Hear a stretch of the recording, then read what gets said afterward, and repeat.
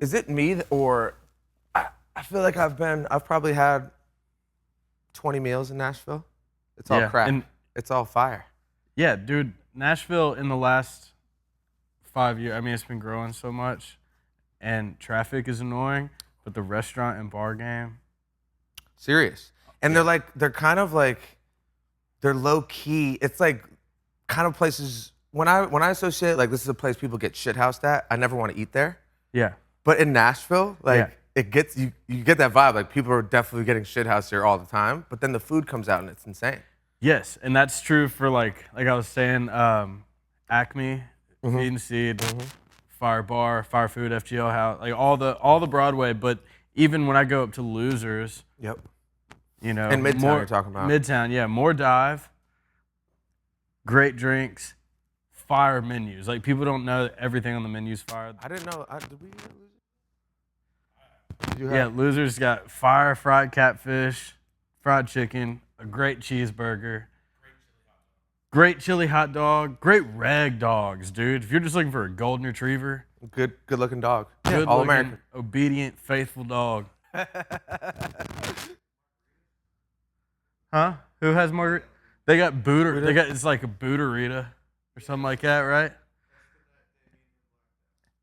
Yeah, dude. And Nashville. You weren't with us that night. Have you heard this story? Was this recent trip or last trip? The last trip, not now, not since we've been here this time. Last trip, it was COVID. Sorry, but it was still burp all over it. It's fine. It was during COVID, so it was the seated time where you'd go out. Yes. Where in like some places they weren't even allowed. Where in LA at that time they weren't even allowing you to be in a place. Right. Where here you'd go and be seated. Yes. And we just went around and had fun. Yeah. But it's not the same when you're like kind of have to sit down and stay stationary. Yeah, right. These guys, I think it played against us because all you can do when usually we're bopping around, we're mingling, like people, girls, it's less just attention to detail on the drinks because that's all we're doing. Yeah. We're sitting there talking and drinking like there's nothing else. Yeah. And do you remember the spot we were at? We were in Midtown. I think it was like the third or fourth.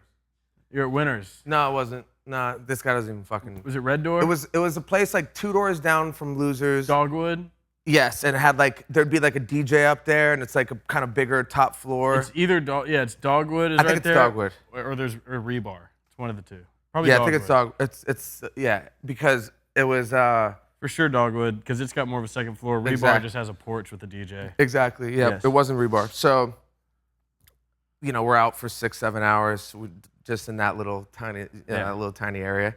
Great pocket. These guys end up just, I told this story, I think it was with Johnny. We, thought they were going to be kidding. Like, when you everyone's wasted and start messing around, like wrestling a little bit. Yeah. Him and Blue.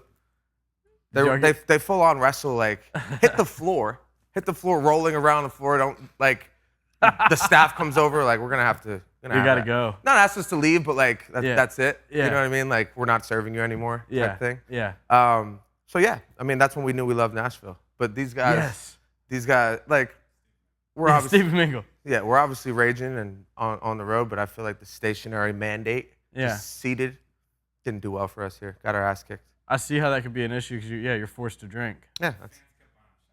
Yeah. That's the Stevensons were out and about and. Yeah, y'all are well represented here in Nashville. Like I said, I wear the Stevenson Ranch hat. Yeah. I get called out on. You are Stevenson Ranch. I am Stevenson Ranch, dude. For those listening. Steve Ernson Ranch. Yeah. For those listening that aren't familiar with Ernest is a guy that I got looped with actually before I came to Nashville. We talked on the phone. Yeah. FaceTime. Through buddy Nick Audino, who heard what I was talking about, the music I was trying to make, and this was how long ago? Maybe, definitely 3 years ago. 3 years ago. Yeah. Wow. Yeah. Definitely 3 years ago. Where's the time goes, dude? Crazy. But I call you and we talked on the phone, caught a vibe, and then when we get down here, we just hit it off. And, we made 27 songs and and dude, to be honest, wow, I was a different person then musically. I was just starting to do that. Yeah. Just kind of the stand there in front of the mic and throw paint against the wall, starting the way I started and our musical, we'll get into your whole musical background, but like crazy how much I had really, looking back at it now, I like eased myself into the artist I am now in the sense of like, even how I approach music, how I look at music, Right. how I feel music, how I make it, you know what I mean? And Right. that was like an eye-opening trip for me. It really was. And you were a huge part of that because I was just like, well, one, I just knew I had so much to get better at. Like, because I was kind of just like sit there and like write. I could really write. Like I was a good writer in school, I could write, it's all opinionated as far as. It's a different muscle not writing. It is. And like, I don't know, see, because on the other side of things, I have to force myself sometimes to go take a seat and write, like just thumb through by myself, verse, chorus, because so many of the times in a room, I get up on a microphone, freestyle, or just spit ideas from across the room. Somebody else writes it down. Like, I hardly ever write any of the songs I've written. Yeah, you're the rock star in Nashville. just don't write. Shades on, brazen, throwing out the hit ideas. But no, dude, I remember vividly like I was just like, oh, this is. So I'd been around Post a little bit at the time. I think me and Post had become buddies like maybe that year. Yeah. And I'd seen him. Our friendship was just like mainly like drinking as many beers as we could, winning a bunch of beer pong games. Right, of course. Mobbing around. Like he doesn't really mob around much, even back then, just because it's too hard for him, So, we'd hang in the studio, but usually when I'm in the studio with him, he's like literally playing like rock. He's playing like classic country, rock music. He has a wide palette of music. So I had seen him a bit, and one of the producers I work with, Louis Bell, who's had an amazing career since we brought him out to LA, like he kind of, I want to say around that time was making that approach to music where the freestyle and the melodies first, no words. Like that was all kind of foreign to me. Right. And I just really started down that path, and then we got connected, and that's what we did like a whole weekend. Yeah. Right? We did for like 2 days in a row. We locked in the studio, and I don't get to do that to that extent, especially like the hybrid we were doing. Yeah. Near as much. So it was like recess for me getting to come in there and just. It felt like it. Yeah, dude. And we spit out idea after idea. It's already in the red. Let's move on. And you take that pack back and go suss through on your own. Really, what I need to do just now, literally haven't had this thought since, is we gotta go back and listen to some of that. I haven't really, like, I remember hearing some of them. We made some of them songs. I've heard 3 or 4 of them maybe, and I think we made 27. Yeah, like it was crazy. Like literally, play a beat. There was 2 barrel mics going at once at that second studio we went. Yeah. Which one was that? Starstruck. Which was dope. Yeah. And we mockerized that place. And yeah, just 2 guys standing in there in the room, just going back and forth. And it was I can like look back being a few years removed and just being like, that was like a big growing like opportunity for me, growth opportunity in the sense of like how I approached it. And dude, it's made like, that's how I make music. Like I'm a preacher of that. Yeah. Of that whole thing. That's like my whole shtick now. But it was like then it was just like very testing waters. Yeah. Man, that trip for me, like you coming there for me, was at a really cool time in my life because I was in between record deals and had a bunch of songs kind of in that lane that I wanted to put out, didn't know what to do with, and I had a bunch of country songs, and I was still kind of like, we hadn't gone on tour, so I really was at a time where I felt like I had something to prove for real, but I didn't know what I wanted to stamp my name by before I proved anything. Right. And like that trip kind of pushed me into the next gear as well because it relit my flame for that outlet where I could the freestyle, like more rap with my melodies instead of just straight up the middle country songs. And then through that whole process and kind of then us becoming friends, going on tour, and I showed labels that I'm gonna do this one way or another on my own, and like you kind of inspired me to even go that route. Love that. And flex those cards. I didn't know I was flexing any cards. I was just taking life as it came at me. But now, like you said, being removed through that whole process and getting that experience playing shows kind of morphed into where I'm at now. Like it helped refine that edge of me so much that I take that into rooms now. Yeah. And that's now I'm unique for that, I feel like. Right. My ideas aren't some crazy scientific formula. It's just, I mean, you're a flow guy. You're flow. You're a flow guy. It's a natural thing that comes through you, which, dude, that's what everyone wants to be. Really, it is. It's what, it's great to be able to break it down into a regimented approach of success, and like, hey, these guys, there's tons of guys that have these storied careers, but like, and have it maybe approaching it a little more like that, like, right. But to be the guy with, I call it the sauce, where it's just like, it's just in there. You know what I mean? It's not even, there's no thought. You know, like, don't try tatted, like, that's what I'm talking about. Like, you don't have to try. Yeah. Just be you, be yourself. And I remember talking to you and maybe I had known you for 4 hours, and I was like, I'm bringing you on tour. Because that's what I saw. Yeah. You know what I mean? And I knew that you could entertain a group of people that may not have any fucking idea who you were, because I didn't know who you were. Yeah. And I was entertained. Yeah, dude, that was my favorite exercise of the tour, which I'd exercised 0 on. Yeah. But of exercise. The only kind of exercise we got. Exercise the 5th. Yeah. The 5th and our livers. Yeah. I feel like our livers came out. Yeah, you could argue they came out worse, but they came out for the better. They definitely ran a marathon. Yeah. Their nipples, my liver's nipples were bleeding. And lactating. Yeah, and lactating. Dude, I have bloody liver nipples because they ran so hard and for so long. They were burnt. They were burned down. My liver's jersey is scabbed to their nipples. Yeah, I mean, you guys. Yeah, we'll get into the tour. You guys. Yeah, but as far as an empty, like a room, not an empty room. I was thinking of the Island Bar because I'm gonna make that analogy. To go from a room full of people who are 100% there to see Mike. Mm-hmm. And now I'm just the guy in between that experience and them. That's a tough way to be. Putting it.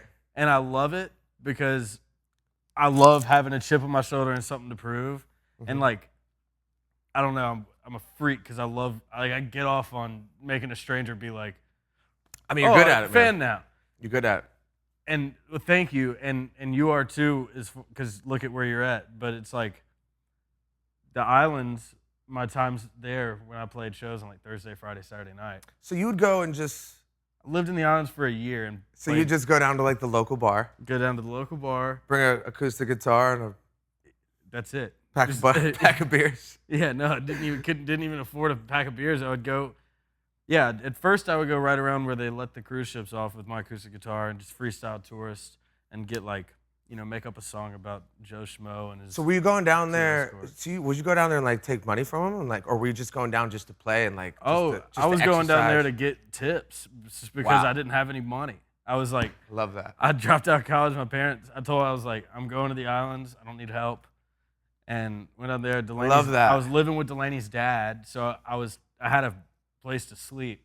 But like, I had to make it happen so I could like, buy groceries. What year was this? This was 2013. I love that. Yeah, and so I didn't know that. Yeah. So I'd play to tourists, make up songs about them. They'd tip me. I'd usually make enough to like at least buy lunch or my ride back. But I had somebody that could pick me up. Plus I hitchhiked because the island's just a road around. Mm-hmm. So I would just what island? St. Thomas. Yeah. And yeah, dude, I've hopped in the back of trucks and rode around. Then I finally got gigs at bars that I was paid for. It'd be like $150, free dinner. So I'd get to eat Thursday, Friday, Saturday night, get paid. 50 of it would go to my taxi to get back. And then I'd get like, from Senor Pizza, I'd get like a pizza and a calzone. That would be what I ate until... Love that. I was skinny. I love that. A lot of drugs. Were you doing a lot of drugs then? Yeah. I mean, not a lot, but it was like I wasn't eating a ton, and I was experimenting with drugs and sitting on the beach all day. So your first time doing that? Like coming out of college? Yeah, that was my first time to like really get to know if I liked it or not. Being an adult too, like on your own. Yeah. Oh, the whole experience. I grew up like I did all my growing up. Not all my growing up. I still have holy shit so much growing up to do. Same. But I really got done with the who the fuck am I phase of my life that I was a total shithole for from like 15 to 20-ish. Like most men are. Yeah, and and still have shithole moments, but as far as I just chilled out. The islands helped me chill out a lot, and I kind of was like, all right, I can do this. I want to do this. Mm-hmm. Dude, do you ever think about that now? Just like, obviously, we'll get into your successes and since I've met you, even what's happened, And it's all happened since I've met you. Yeah, yeah. I'll take full credit for it as well. Yeah. Just have you ever thought back, like, I'm sure you have, but I'm gonna have you think a little more introspectively than you do normally on this conversation. Yeah. This is good. That's what I've been waiting for. Yeah, I think. Yeah, for sure. Get the tissues. Yeah, I thought we were gonna get drunk, man. Fucking hang out, catch up, man. All right, Dr. Phil. Oh man, is that an ashtray over there? What is that? There you go. Thank you. Do you also have lotion? Yeah, for an intermission. I love to whack off in between my cries. I have a half a ketamine and some lotion. All right, introspect. Do you ever think about those times now and just like, there's a book called The Alchemist, which is really what this is about, my point. Just like, the kind of undertone of The Alchemist is like, you have to take all these steps that life's like, your intuition's taking you. And if you follow that path, like you end up with the treasure. Mm-hmm. And that whole like punchline of The Alchemist is like, the treasure was buried under where he was sleeping when the book started. But he would have never found that out if he didn't follow every step to get back to the treasure. And most people would look at it and be like, fuck, it was underneath me the whole time. Yeah. I just wasted the last 5 years of my life. I fucking was homeless in Egypt and all this shit, this crazy story, this guy. But he would have never even known, had any awareness of the treasure ever, if he didn't go all the way around the world following his intuition. Yeah. So I'm in the middle of reading that book, so thanks for ruining it for me. there you go. Literally 2/3 of the way through the book, and This is your penalty for me living in the house with you and telling you to read it 5 years ago, and you're just reading it now. That's hilarious. all right. Yeah. I'm making my way through the Steve Book Club right now. Yeah, So it's a good one, man. It's a good club. Yeah, I need to read it. Yeah. Morgan was telling me about it. He had it out on his kitchen table. I'm pretty sure I put Morgan on it. Yeah. I've been in Morgan's text list. He had it out on his kitchen table a little while Love ago. that. Yeah, Morgan, you fucking, Yeah, it's it's good. good. It's Yeah, really I need to read that. But no, that's crazy. I mean, I'm thankful for every experience, and it took me, until finally I could start seeing the light at the end of a tunnel that felt never-ending. Mm-hmm. To be like, well, shit. I mean, if I didn't at least pursue rap for a while, I wouldn't have honed in on that craft like I had. Mm-hmm. And then if that hadn't fallen through, I wouldn't have been forced to pivot into I didn't know what, but I pivoted. Mm-hmm. Pivoting itself is a whole thing, like another intuitive thing though. Like, hey, what are my options? Like, yeah, where am I being drawn? Where are the opportunities? What are my God-given skills and talents? Yeah, why are they there? Pulling the thread is Mm-hmm. every gut instinct for me, Mm-hmm. pretty much the whole time. And I think we've talked about that for you too. Is like, if a thread just starts unraveling, like why would I go against the stream? Right. Even like, it's a slippery slope probably, but like trusting people you do business with, Mm-hmm. gut really matters too, because it's like, you can get fucked. Totally. And you can get fucked by people that call you family at one point. Yep. But I think that when things are going smoothly, there's no need to, go against any grain. Just trust the people you're in business with, Mm-hmm. and like, my gut has been every bit of that. Exactly. And I'm thankful, and I think the intuition thing is a God thing, not me, because Totally. you can't. I've said there's a quote that I've said on this podcast a few times. It's like, prayer is us talking to God, intuition is God talking to us. Wow. Yeah, I believe that completely. So do I, 100%. And I'm not like, I've become religious only through like, I wouldn't say it's religious because I don't think it's necessarily spiritual awakening. Yeah, affiliated to one religion, just the idea of a higher power and shit. Like, yeah, for sure. Totally have engulfed myself in that when previously it wasn't even one part of my life. Right. But that just struck a huge chord when I heard it, because that's exactly how it feels. Like, think about it. it's separate of our mind, it's like separate of all of our thoughts. It's just this like in your heart and your, right deep down in your core of like, oh, this just feels right, or this feels, I'm drawn to this, why? Where does that come from, But back to the idea of you going down and playing for tips, like, to kind of at least be where you are now and, what's happened since then.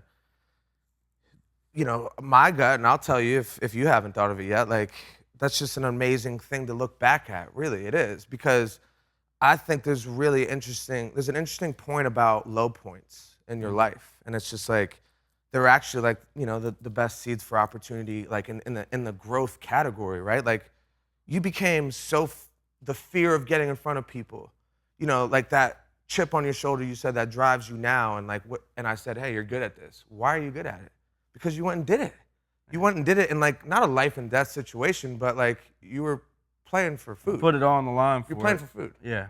You know what I'm saying? So it becomes one of these things that now like something that would maybe make a normal person nervous. Like, you did this shit. Yeah. And you did it, you did it at a point where it was for nothing. It was because it was just in you. It was all you had, So it's like, looking back at that, it's like getting in shape at the gym, bro. Like, first you're a fat ass and you got to lift a bunch of, and you look at yourself and you're like, this sucks. I'm never going to, Yeah. But, and there were probably times, I'll ask you about how you felt then. Certain points were probably a lot harder than others. But now looking at that, it's just like, dude, you were fucking working out. Yeah.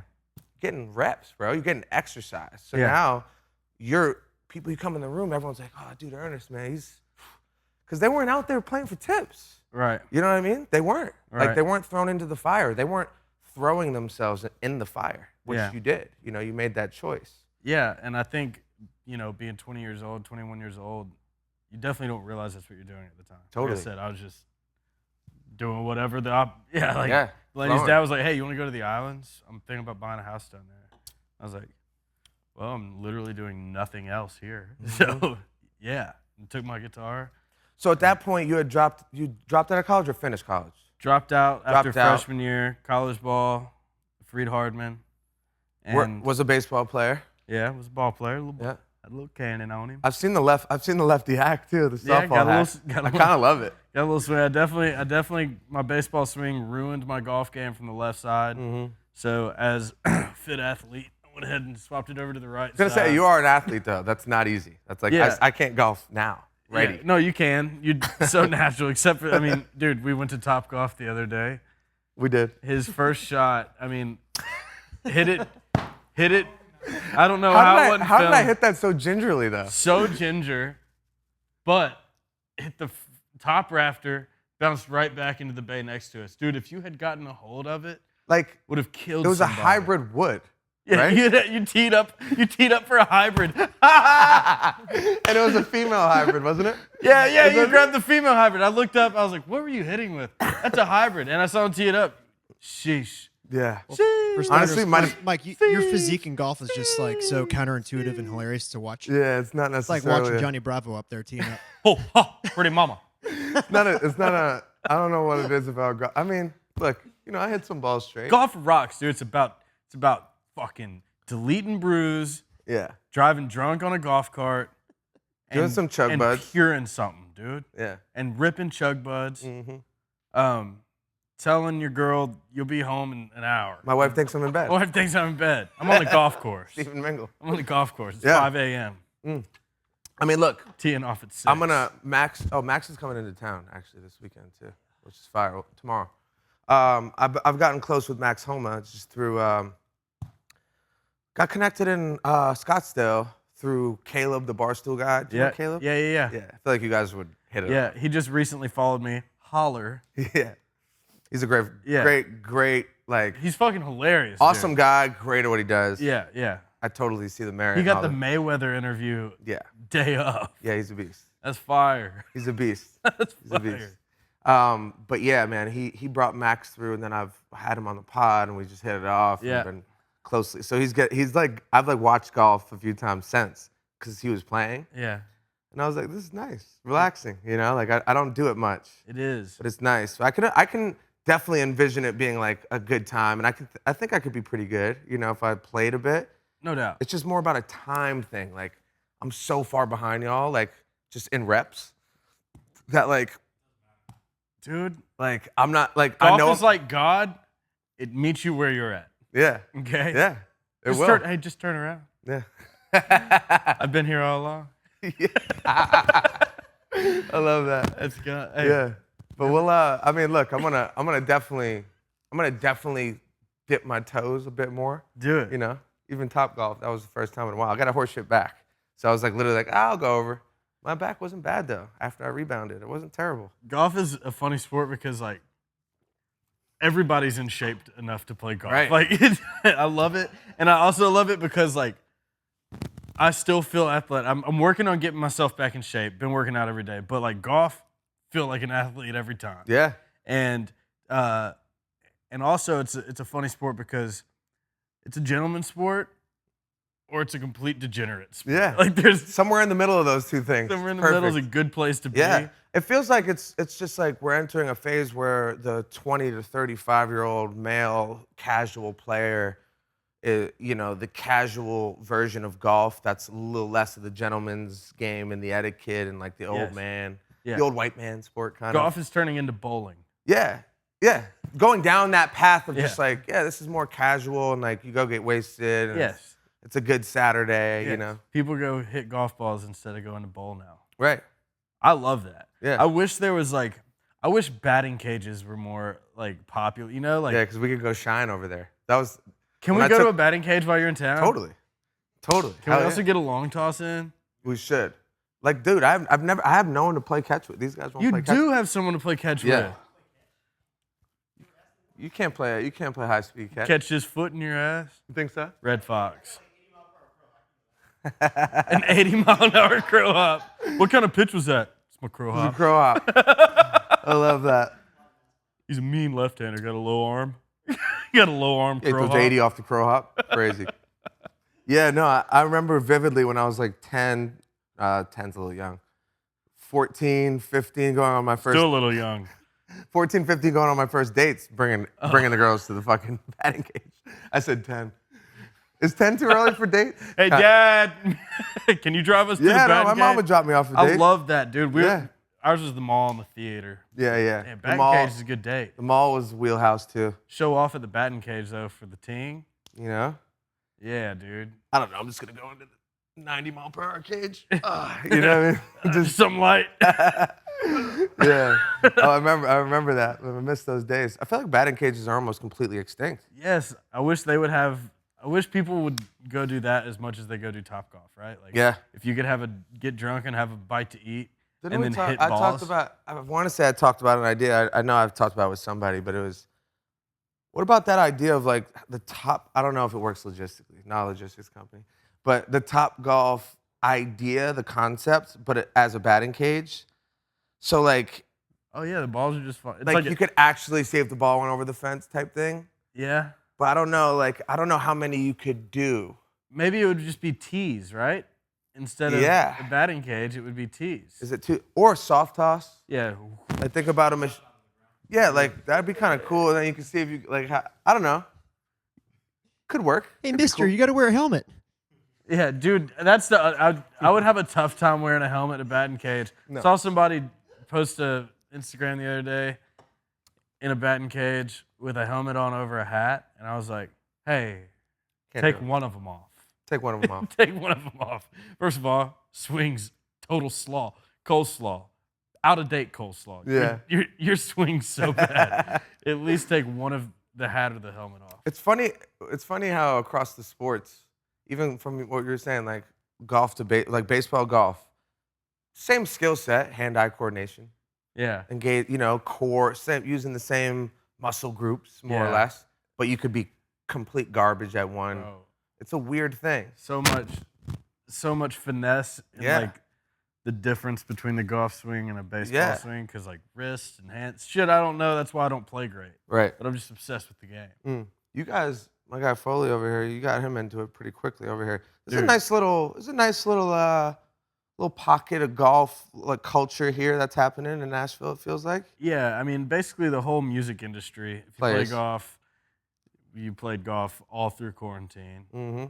So like, yeah, like made new friends over quarantine. Kid Rock, John Daly being a few of those. Yeah, that's what I'm saying. At the golf course, right? That's yeah, Kid Rock, John Daly, and you were with me. Foley was with you. And yeah, like besides like cool friends, it's just like business has happened from it. Me and Chase Rice went to go play at Troubadour a couple weeks ago, and like we both. Sorry to whoever didn't get to write with me that day, or I didn't get to write with you, but I definitely canceled to go play golf. Yeah, it happens. But me and Chase ended up writing like 2 courses while we played golf, just driving around the golf cart. We were talking about like, damn, dude, can you imagine we were almost going to spend a day in a fucking square room box, and we got to just be out here on a golf course. And you really could do that, though, if you like, even like... Take a beat pack with a Beats pill and hop in a motherfucking golf cart and go right... Just voice memos. You're out there for 4 hours vibing, bro. It's actually a great idea. Yeah, that's like... We got to go do that. Yes, that's what me and Chase were talking about. That would be such like a... Because a lot of the Nashville songwriting days, like, I love writing with an acoustic guitar as much as I love writing with a track guy. Some people prefer one or the other, but like, if a track guy, like say Charlie, for instance, even though he could still come out and play golf, but like, we had a pack and a Beats pill and a fucking... Charlie Hanson pack could do a lot for you. You know? Yeah, you'd have a full day with that. Yeah. Yeah. That's fire, bro. We got to do that. Yeah. Love that. How's Chase's vibe? I know I've texted with him a bunch. I've never been around him in person, but I heard Chase is cool as shit, dude. Yeah. Love that. He's hit us a few times to write. He wants us all to write together. Yeah. He's a super nice guy. Yeah, I've heard. Chill. He's got bison. He's got like bison on his farm. He's got cool shit. Where does he live? How far out? Probably like 30 minutes out in Franklin. So that's probably where we would, you know.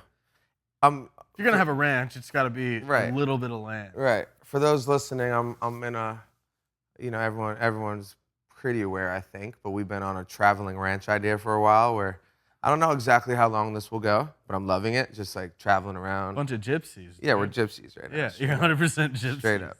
And rich gypsies. Rich gypsies is a dope Hey, band I'm Ron the Rich Gypsy. Good to see you. Hey. I love that. I'm Ron the Don, the Rich Gypsy. Rich Gypsy. Fuck it while it's hot. I'm only here for a week. Yo, that's a dope tour name. The Rich Gypsies. Broke Gypsies is like it sounds like they just won Battle of the Bands for like a but all gypsies grunge are broke. rock. But it's like San Francisco, we're the broke gypsies. Thanks for coming out tonight. Smell like dog cock. Honestly, I can't say how long they'll let it go on for. I feel like I'm like not really close to the end right now exactly. Yeah. And I think it's stressing Foley out because he's like in Nashville. He's like, when are you guys coming?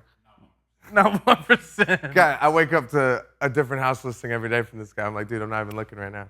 Guy asked me to look for houses. Like fucking 4 realtors working on it. You do. That's amazing. They sent me stuff that I think is wrong, like Yeah. Yeah. I'm just fucking with you. But you like Nashville, don't you, Foley? Oh, he loves it. Yeah. He loves it. He loves it. Yeah, dude. I honestly, I mean, look. Here's what I'll say. Nashville's still #1 on my short list of places I'm gonna live. Yeah.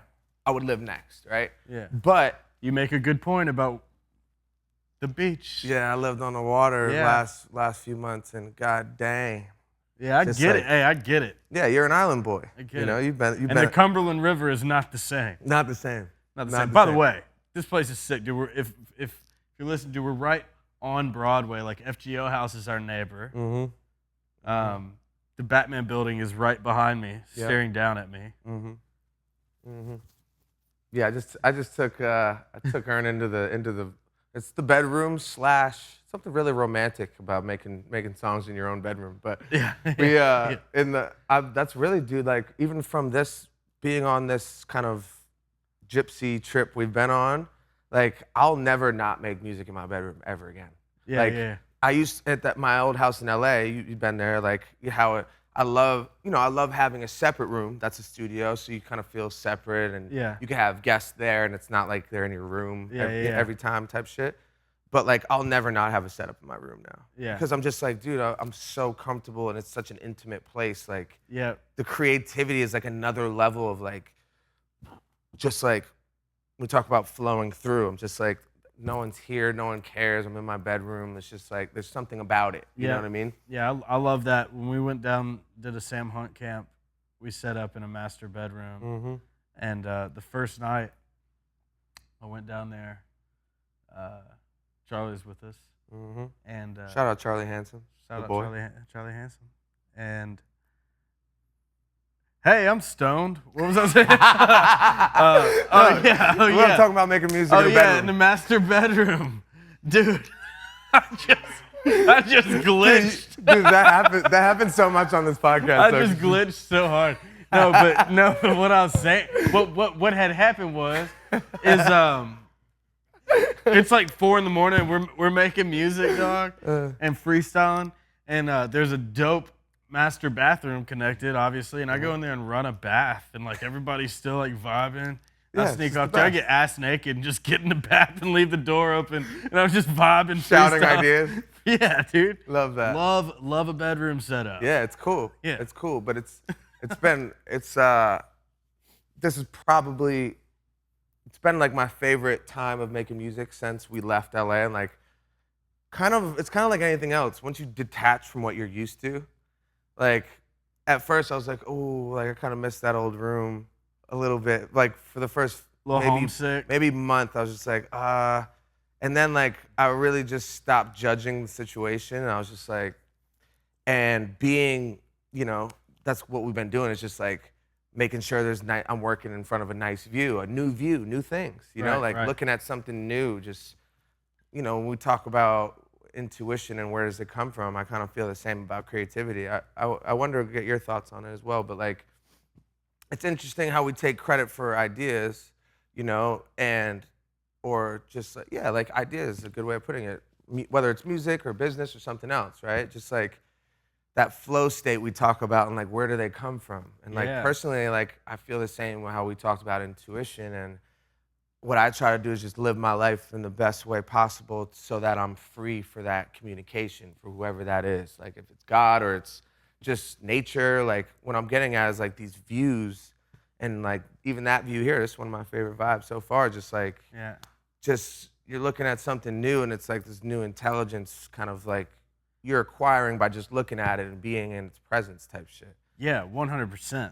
Dude, outside inspiration, and then being able to turn that into creativity is not a practice skill. Yeah. That's what it is, like. It's a challenge. Yeah, and the thought, I think Delaney told me this, and it's probably like, I don't know, it might be a book or a movie or something, but like how an idea presents itself to you, and you have the opportunity to either bring that to fruition or somebody else will, like, so that's always been like a little fire under my ass when it comes to creating. Like, if I have a cool idea, we'll specify. If I have a cool song idea come to me, like, I gotta write it. You gotta get up and do it. I gotta write it. Now, I'm an ADD, hyper creative thinker, so I have a lot of ideas that'll never fucking happen, or I'll never be able to do. But the songs, that's something I can control. Right. I can write a song. Right. To not is just be lazy. Right. Now, not to say I'm always going to be inspired. I don't have to always be writing. Right. But if I'm inspired, it's lazy, simply lazy if I get inspired and don't go do it. Yeah, there was something I saw recently about inspiration and the level of inspiration and being inspired, how important it is to not fumble the ball when you're inspired. Yeah. It's just like there's a difference between being motivated and being inspired. Yes. And like we want to be inspired. Yes. Like that feeling that it's not you're motivated because you gotta lose weight for that trip coming up, or that's like a short term. It's like being rich versus wealth. Like inspired is wealth. Like the energy of that is so powerful versus just being motivated, which feels almost not flash in the pan, but short term. Yeah. You know what I mean? Yeah. And music especially, like when you have these feelings of inspiration, like sometimes I try to hold on to keeping a normal schedule because I really value like being balanced. And as much as we're fucking wild boys and go out, you'll see one night you see us, you'll be like, yo, those dudes are wild. Next 4 days, like I'm on top of shit. Or usually after the wild night, it takes me about a day to ease, and then I have 3, 4, 5 days where I string together, and it feels like the balance is met. You know what I mean? But that inspiration, when it hits me, I feel like that's probably been one of my biggest breakthroughs. Is like, one, freeing up my space and my brain, and like you talk about being a hyperactive mind, and creative. The meditation and the things that I do, even if it's just going, like today I didn't feel like I just went and like did 30 minutes on ran right before you came, and like these things that I feel like I've at least been able to, like, after the years of working in the space, like, hey, like here are the things that like I feel like free up as much space as possible for me in my brain and in my heart of being inspired, Yeah. And I wanted to kind of talk about your creative process a bit, because you're doing something in Nashville. Like, I've spoke to some other people, but I don't even need to speak to other people. It's just like, you're probably the only guy in Nashville that does what you do.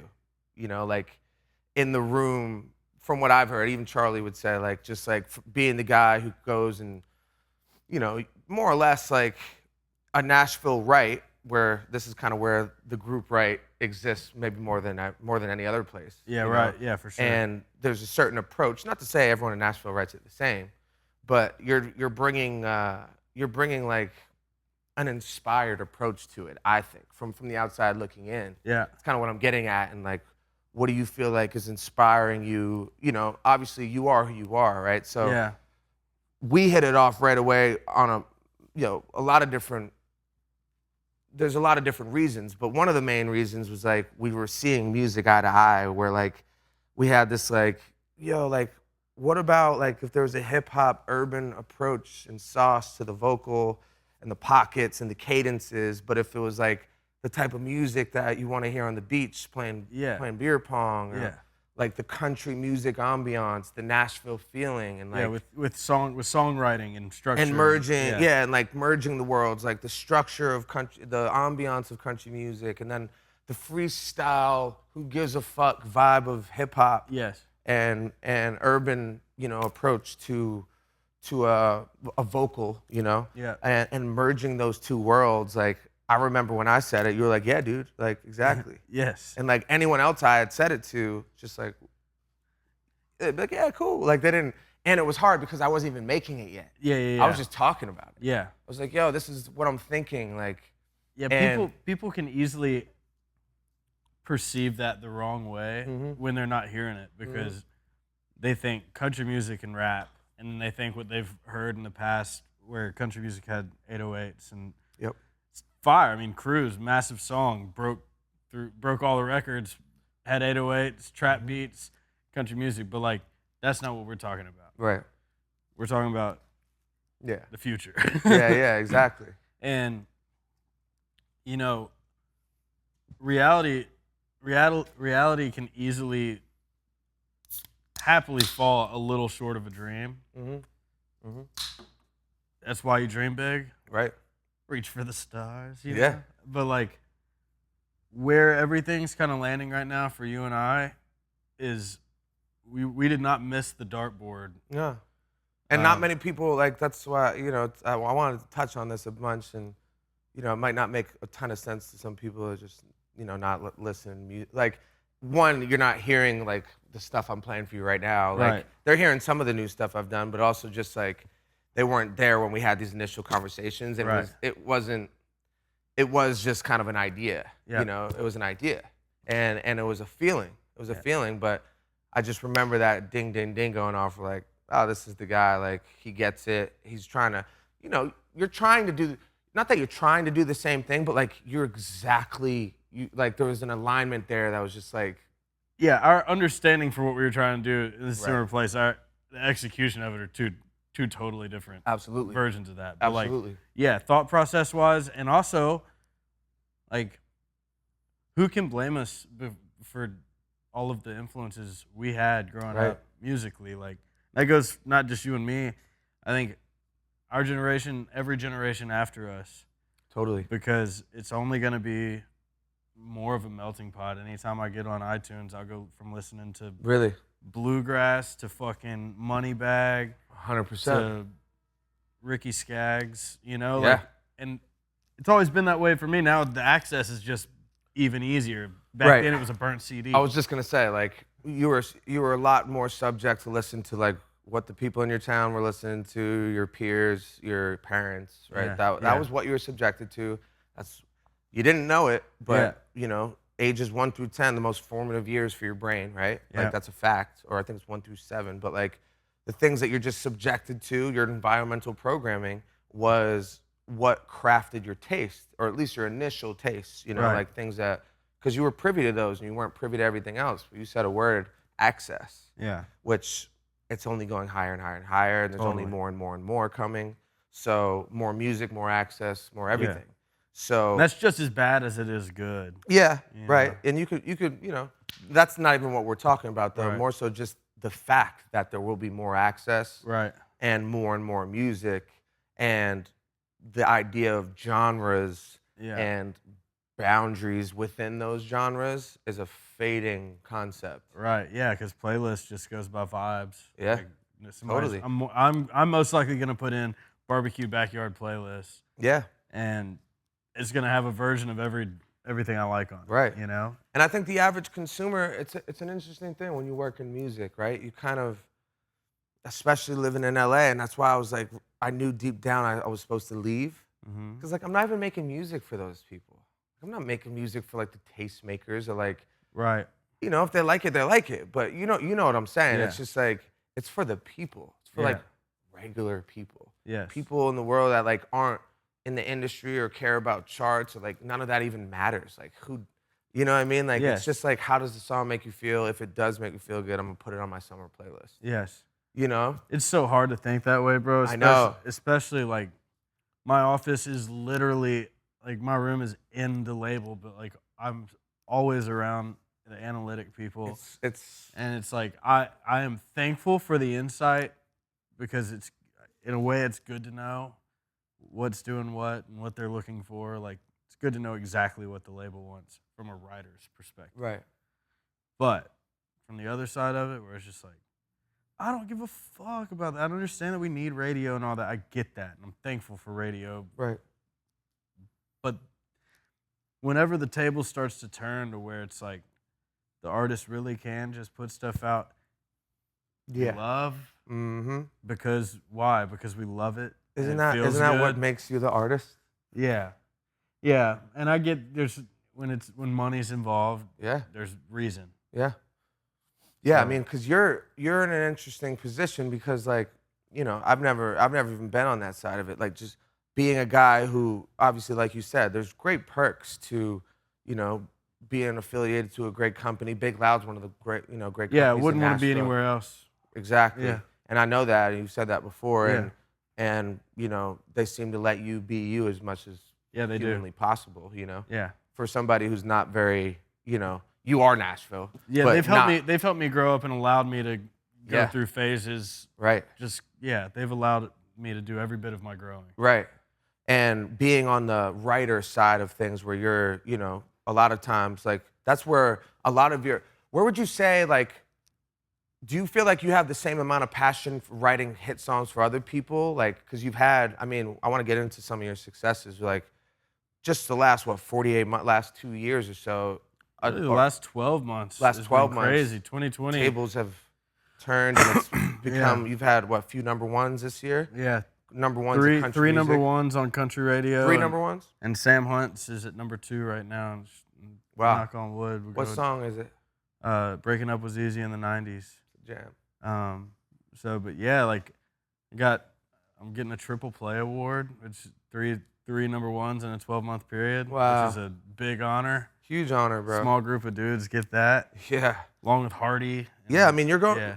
real shit. You're very, very quickly, I think you're aware of this, but just becoming the new it guy, you know, in the writing space, and then also what you're building with not only the podcast vibe, but just like your own music starting to have its own legs. Yes. And this, when I met you, none of this really existed yet. Like you Yeah, didn't, none of it existed. I just saw. I was writing songs. I saw your talent, just for the raw talent, but you didn't have any of these, amazing assets that you have now. Yeah, right. At all. And I wanted to get into a little bit of like how you're feeling. Like, I've heard a bunch of your podcasts, and obviously you're really good at that too, just conversation. But you're doing. It's interesting when you have a love like music. That's I think sports and music were your two. Yeah, that's it. And me, you could say that's very much the case, but mine were like separate. Mm-hmm. My first love was baseball, sports. We broke up, and then I met another girl and fell in love with her even more. Yeah. Where like you were kind of always. Yeah, music and baseball is always hand in hand. Like, talk about being driven from a young age. Picked up a banjo. Got a banjo for Christmas in the 3rd grade after going to Ryman Auditorium and seeing the Grand Ole Opry. I was like, I want to do this one day.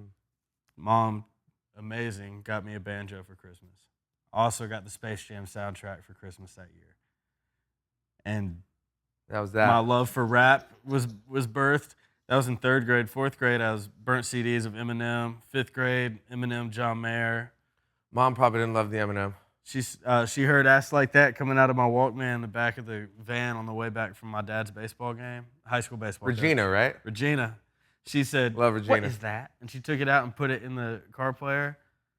And as soon as it started coming out, she ejected that motherfucker, snapped it, and threw it out the window. She's like, I cannot believe you're listening to that. And I was like, I want to do that when I grow up. Yeah. And like, so yeah, I've always had baseball and music, but you're saying how I'm feeling now. And it's wild because, when your head's down and you're just going, it's easy to just 10 years like that.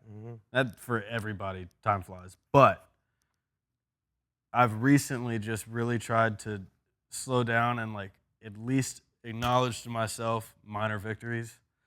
These aren't minor victories though. Well, yeah, but even minor victories, like totally, like moments, like things that are actually stepping stones in life. Yeah. That you don't realize if you're just sprinting across to get to the other side. Where like now like just cuts, or like the fact that so and so put a song on hold. Like if I told 8th grade me that like even my name is in some people's mouth, like, hey, I just want to tell that kid everything's gonna be all right. Just keep doing what you're doing. Keep going, baby. And keep going. And show up.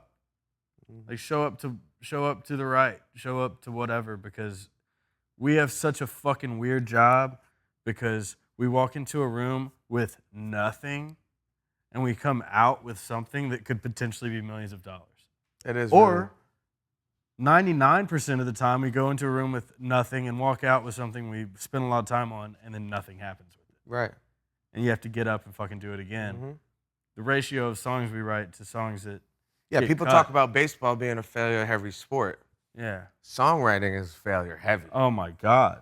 I mean, that game of, like, there's guys who write, bro, you had 3 number ones in a year. This guy writes for fucking 30 years and never get one. Yeah, that blows on mine. Yeah, but I'm here to draw attention to that.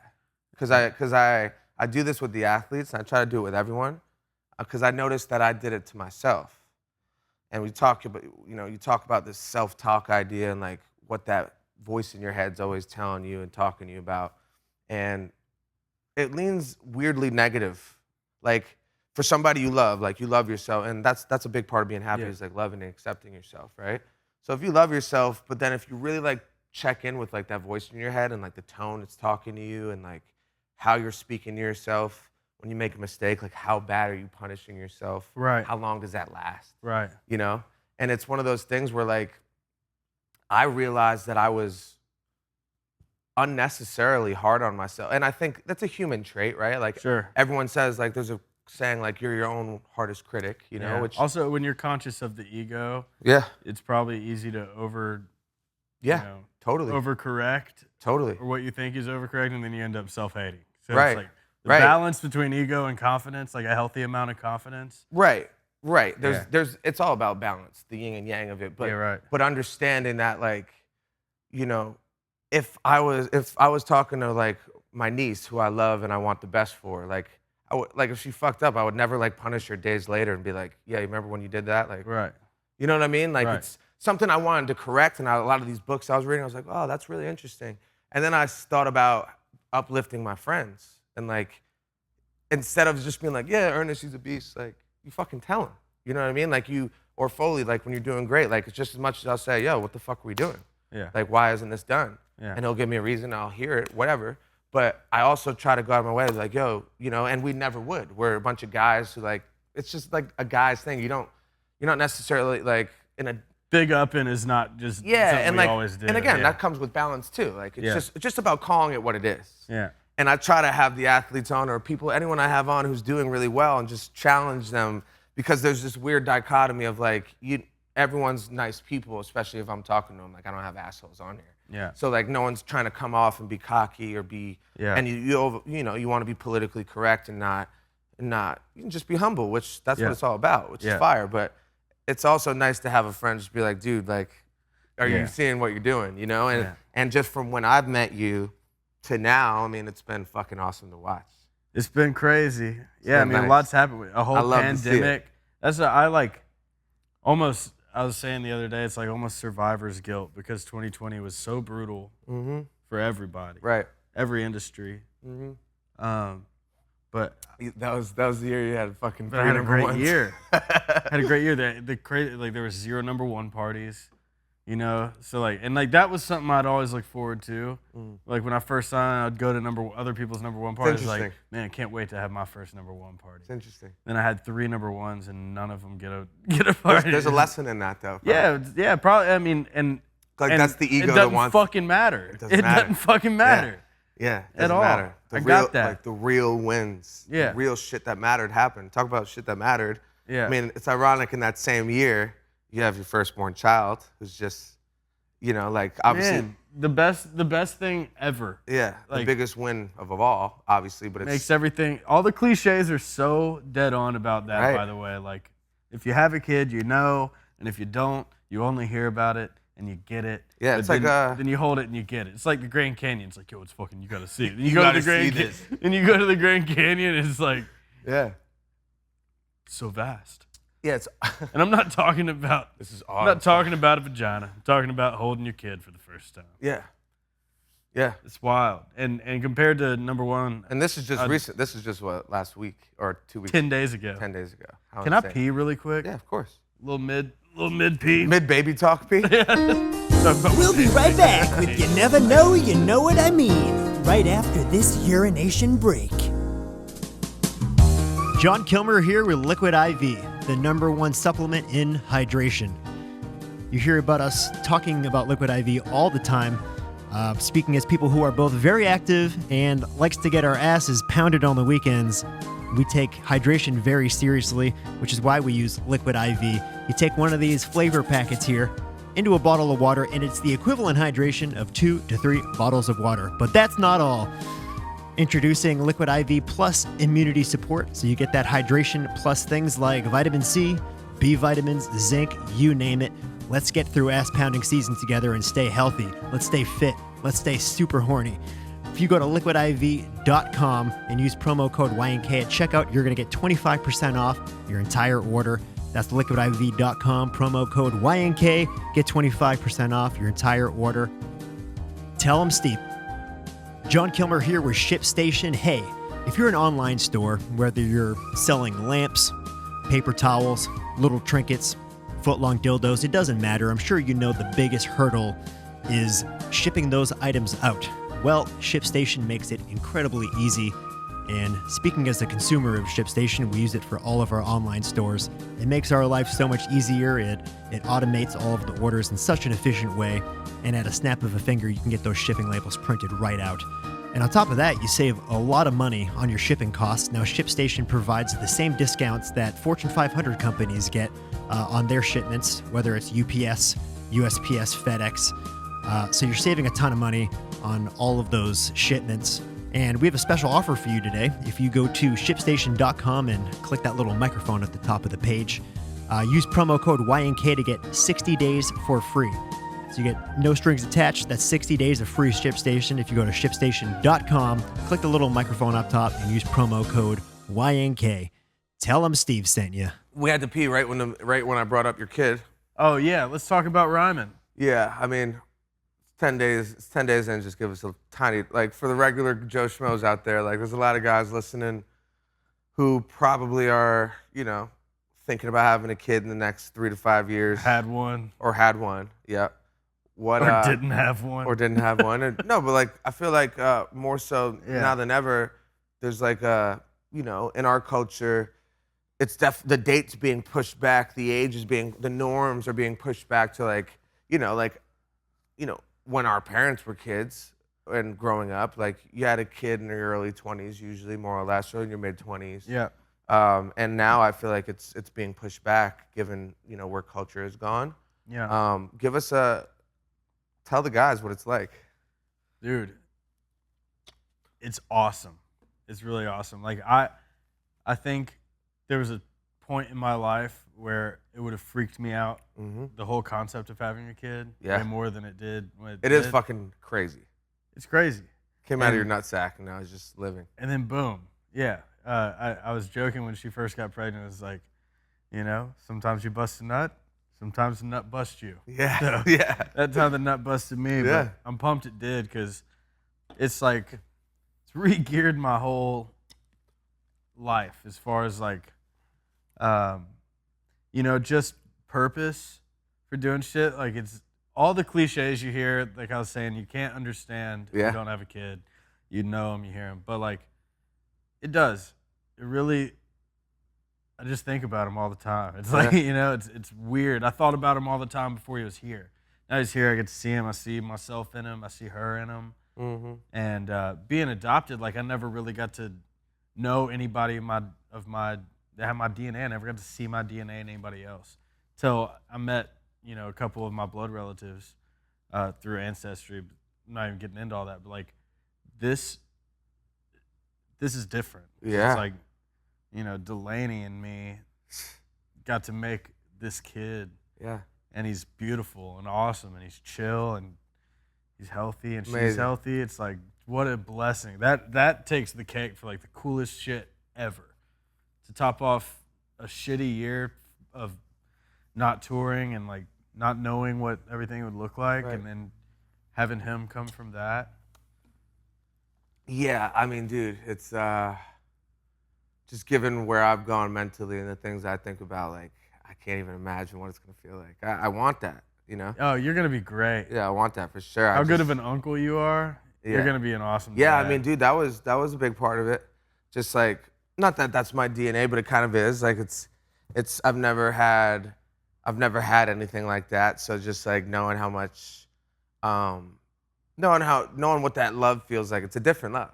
It's just different. Like, it's like you said, you can't explain it. Yeah. But I'm sure, when it's your kid, it's just even that on steroids, Yeah, even simple shit like I hate babies crying. Mm-hmm. Like I always have. That's like one of my biggest pet peeves is babies that will not stop crying. Yep. Till it's yours. And then you're like, and then patience all the he way. needs me. I'm sitting in there holding him, playing Grand Theft Auto. He's crying. I'm talking to him like an adult. Like, hey, what are you doing? You want the pacifier? It's a pacifier. Chill out for a minute. Loses the pacifier. Cries again. Yeah. I'm fucking losing my race. It's like, don't care. Yeah. Baby. Yeah. Clean his diaper, feed him, he chills out. So is it coming fairly naturally to you? Yeah, I think. That's cool. It's going to get harder. Yeah. The whole time. It's just going to keep getting harder, then I die. But maybe. I mean, like. There it is, guys. That's the beautiful thing about life, though, dude. Yeah. It's everything happens, then you die. Yeah. Yeah. So anyways, back to the kid. Back to the kid, and I'm going to instill positivity in him and how there's so much to look forward to. That's it, buddy. That's you it. You can Everything be anything happens. you want. Oh, man, I'm dead. Not yet. Now I died. Look at me, honey. I'm dead. Oh, man. Idiot. Yeah, no, man. It's just knowing you. I mean, we really got to know each other pretty quickly I would say the tempo of like just from meeting someone and then, you know, we go on tour. Diving When into was tour. that? That was like when I met you. I think it was like 5 or 6 months. Yeah. Met you to tour. Yeah, and like we hung out. You know, we'd had that weekend. You know, and then we're on tour. Yeah. And for those who, you know, most people listening have never been on or experienced a tour, you fucking know each other after you tour together. Yes. You know what I mean? Jelly Roll said in the podcast, he was talking about jail, and he was like, man, having a cellmate is like being on tour with somebody. Like, you know that motherfucker's schedule. And so, and I'm doing my Jelly Roll impersonation, but he's like, yeah, dude. I've just gotten acquainted with him through you guys. Like just Yeah. I forget. He's the best dude, man. He's such a sweet guy. He's an electric guy. Yeah. Yeah, he's gonna come by here. We're gonna chop it up. Maybe do a pod, but Yeah, chop it up good. with him. He's like a Nashville legend, kind of, right? Like, Legend. That's what I'm saying. what's he been doing it for a long time around here? Just the rap, and now he sings too. Came up in Antioch. I mean, he was like, you know, in the streets hustling, rapping. In 2000, I think 11 or 12, Project Pat, or I think Project Pat put him on some Memphis shit with like Lil White, and yeah, dude, he's had a rap career for the last 10 or 12 years, and then freaking just in the last year, what we were talking about him as well, 2020 was a great year for him. Like he started doing the singing acoustic thing and more raw song instead of rap. He's having a great moment. Is he? Yeah, and it's great for the city. It's great for him. It's great for the Nashville rap scene. Like he's a great example of doing it yourself out of Nashville. Yeah. Which has few have done it. Right. And especially in the rap scene to do it. And Right. he's crushing. Yeah. Yeah. I have I think I got connected with him through Theo and Brendan Shaw. Yeah. They're all buddies. They put us on a song. We're on a song together. I that's right. I did a verse for I heard the that. thing. And, The King and the Sting. Yeah. I love Brendan, and then I've been connected with Theo just through text and stuff. Yeah. But obviously, he seems like an awesome guy. He is awesome. You so he's fairly new in Nashville, right? Yep. I Just think he's moved here. just moved here. Probably has been coming for the last 6 months or so. Yeah, and you guys go do the workouts Yeah, together. we've been working out the last couple days. Love that. Met him for the first time. I forget where I met him for the first time. It might have been the podcast with Hardy and Morgan. Oh yeah, yeah. But we had talked some on Instagram. And yeah, dude, he's one of the boys for sure. Have you gone and seen one of his shows yet? There's a comedy club down here, right? Zany's? Yeah, Zany's, legendary. We gotta go see one. He's playing tonight at Zany's. Really? Yeah. Oh. Yeah. We should go at some point. Yeah, we should. Zany's is great. Go catch Monday nights are new material nights. Like, could be any comic, and then some new comics. Right. And they're testing out new shit. Right. It's pretty fun. Yeah. Yeah, Hell yeah. 'cause- I kind of slept on the whole scene in LA. And then Brendan had a show after we had a podcast, and then he had a show that night, and I went and I had a blast. Laugh Factory. Yeah, I think so. Super fun. Yeah, there's a Comedy handful, Club is another one. There's a handful of like legendary ones, kind of. Yeah, we were talking about that this morning. Theo was saying that he wishes there was more, like another option for a comedy club. More here. clubs here. Yeah. Yeah, I'm sure there will be There's more. definitely a scene for it. There will be more to come. Yeah. Like this place There is should be growing. one on Broadway. You know. There isn't? Not that I know of. Yeah, no. there definitely should be one. I would kill it. I would know about it. I feel like Yeah, if that there would was. kill it. I would kill it. Yeah. So you're born and raised Nashville. Born and raised. And then went to the islands for a year. Yeah. And still, that- still go back some, you know. So I wanted to get into this a little bit. So Delaney, you've known her for so long, right? Was high school? I met her right when I dropped out of college. So Okay. a little while before we went to Okay. the islands. And then, so her dad Yeah. is a kind of class, like Yeah, he was kind of a legend, a country music legend, right? He has like, Well, he was in the 70s rock band Bread that I will give everything out. Yeah. And Yeah. if a picture Song was paints- later covered by NSYNC. That's right. Yeah. Which is which is what my conversation with him when we first sat down and were talking about all that shit. I was like, he was like, yeah. I was like, what songs? He was like, well, everything I own. And I was like, NSYNC did that song. That was how I connected. He was like, they did. Like, he didn't even know. Like he's 78 now. As he was like 73 or 4 when I met him. No, he was. Wow. I've known them for 9 years. Crazy. So we would just sit. I met her brother first, Matt, younger brother. He was like 16 at the time. I was in town for the weekend. Had to go back to college like the next day. Texted one of my buddies that I hadn't seen in a while, that I went to middle school with, and was like, hey, you got Bud? He was like, yeah, pull up. I'm at my friend's dad's studio on Music Row. I was like, word. So I pull up, and there's Matt Royer sitting with his feet up on the desk, figuring out Pro Tools, and these kids are rapping over YouTube beats, which is what I was doing all day. Drake style instrumental. Thank you. Write it. GarageBand all day. Baseball practice. So I get, you know the story. Yeah, I do. So I go up into the studio. I see this kid Matt, and I was like, yo, let me hop on. So I hop on freestyle, and he's like, yo, it's dope. And I picked up a guitar and played it. I was like, we'll record this. I'd never been like in a studio really kind of setting, other than, and so we were doing that, and he's like, you got to meet my dad. He did not say you got to meet my sister. He did not offer that. Yeah, but he's like, you got to meet my dad. And me and his dad hit it off and smoked weed, and I started sleeping on their couch. So we built a little home studio, and I would be driving Matt to high school in the mornings. Like, we'd party all night. I'd drive his ass to like junior year of high school, smoke weed on the way. He'd text me around lunch, like, pick me up. He'd just end up skipping and dropping out. That's what happened. But in the meantime, Delaney's coming and going through her senior year of school. Boyfriend's also living at the house upstairs with her. So her dad's just like a G, just like kind of letting people. Yeah, well, yeah, he's a G, but it was also like Animal House there. Like it was run by the patients for sure. But like, it was it was bad. Wow, it was wild. Yeah, there was like a good year where me and Matt would just, use that studio on Music Row. It was just the party pad, bro. Whatever, everything. We had a phase where we did that in LA. Yeah, it was great. But the whole time I was like, I liked Delaney, but she had a boyfriend. Yeah. And I told him I was gonna marry her one day. You told the brother? I told the brother. I told the boyfriend. I told the dad. Told the boyfriend? I told her. Yeah, I told him I was gonna marry her one day. How do you react to that?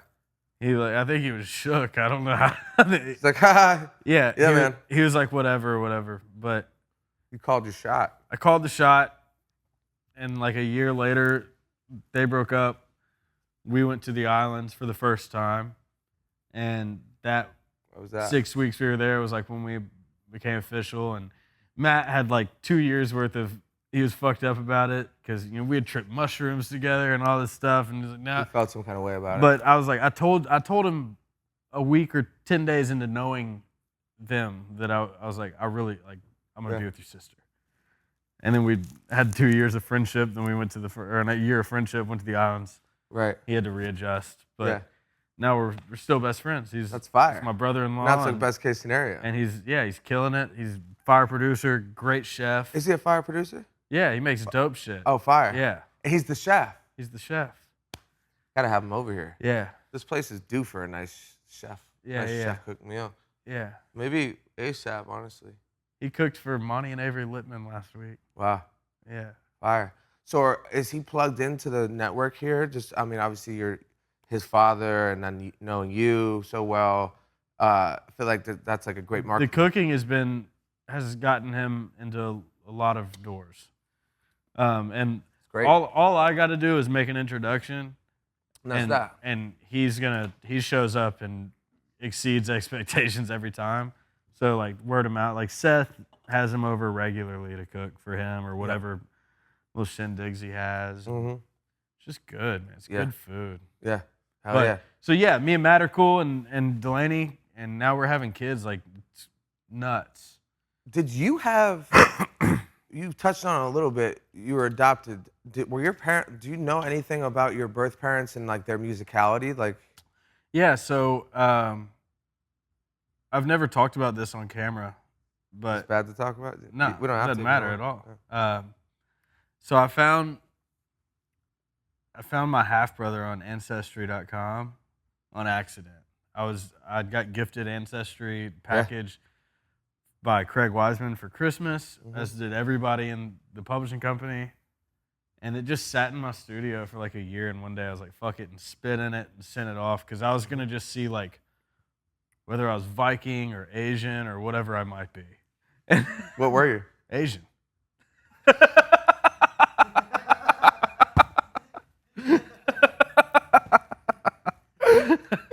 ended up being Viking, but Scandinavian or whatever. But so that was all I was looking for, and 6 months go by, and I get this notification. It's like, you've connected with this guy, and he's either your half brother or your first cousin. So I sent dude a message. I looked at his little profile picture, and I was like, he does kind of look like me, like right here. I was like, relative. Like I said, I'd never seen my DNA in something, so I was like, thought I was maybe just thinking I saw more than I did. Say, hey, linked with you on Ancestry.com. I'm adopted. I was just curious, do you have any blanks in your family? And said my mom's name. And he responded, he was like, yeah, that's my mom. Hold on. And so apparently he calls his mom and was like, hey, Keith just called me, which is what she named me. Right. And she was like, well, I figured I'd have to tell you sooner or later. So he'd gone 31 years. Wow. Never knowing that she had had one before him, or after him, while she was like in his life. And so Shane called me and was like, hey, you also, man, you got a half brother there in Nashville too, who's rapping and singing, and No way. his name's Kiefer. That's his real name, which is what my adopted parents always call me, Kiefer. Whoa. And he's tight, man. He's got all the instincts. So I went with what I knew and looked up. He sent me some stuff to see on Facebook, so I kind of just go in a rabbit hole. And so my birth mom's dad, he has like a every Friday night bluegrass jam. He's got a Fu Manchu, cowboy hat. I actually have the composite guitar. I have the same guitar he's playing in one of the pictures.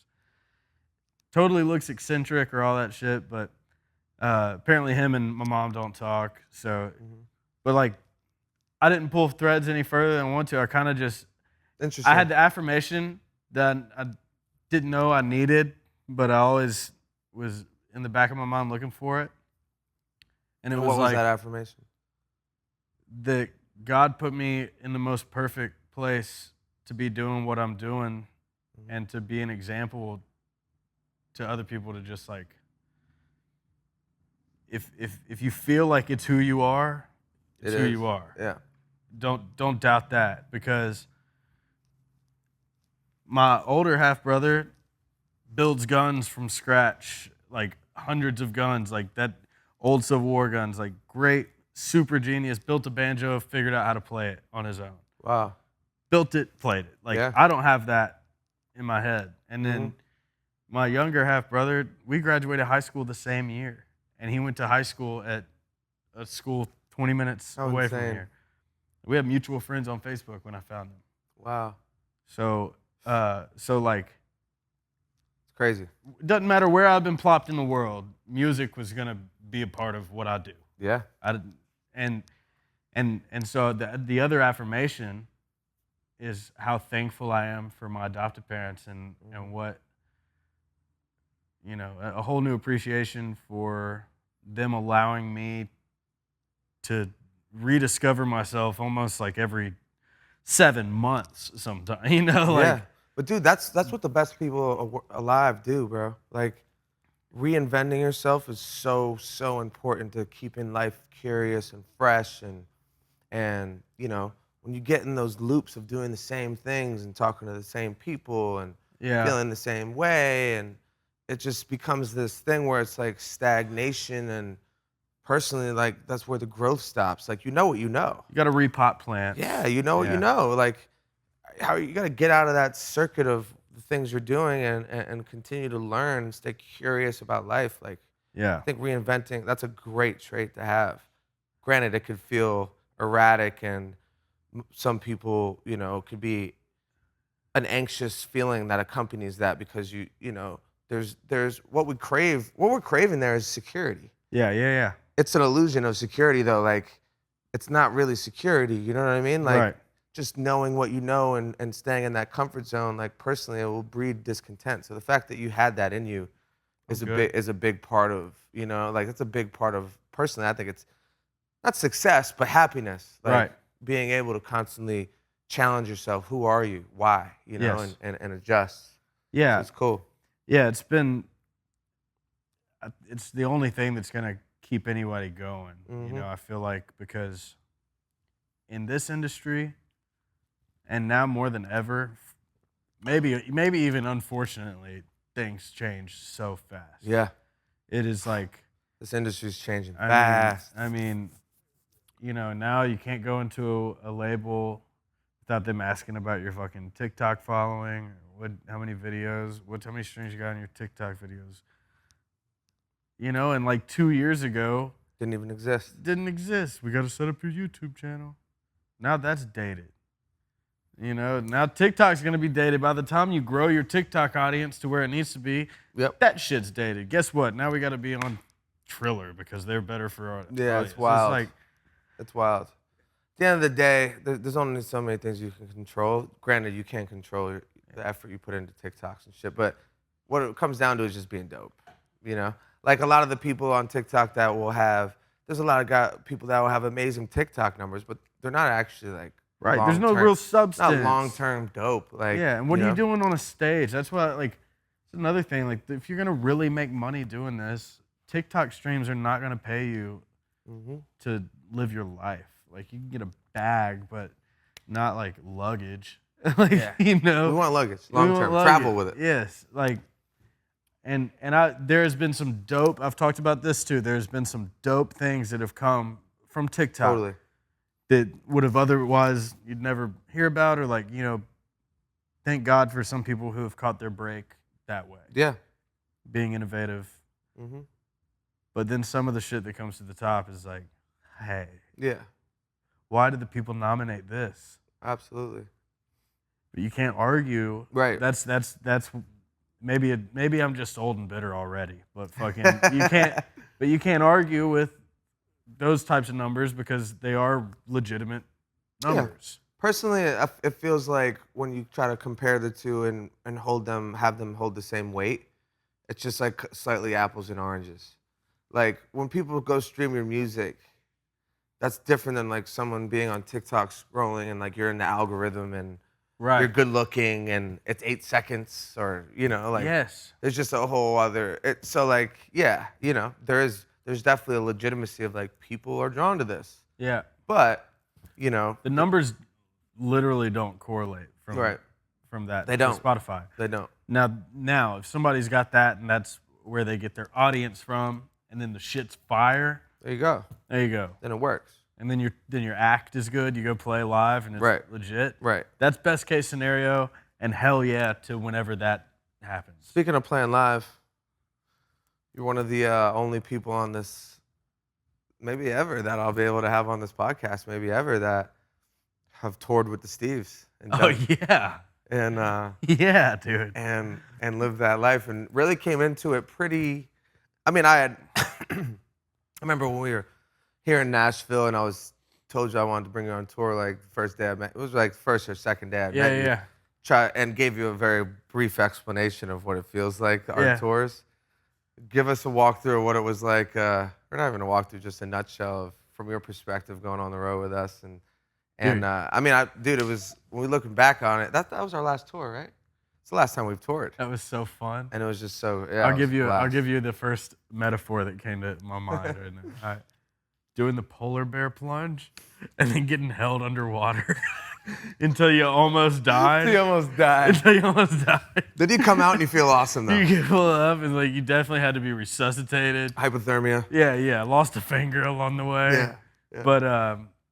But I would jump back in the water. Lost a lot of good men out there, man. Man. Good one.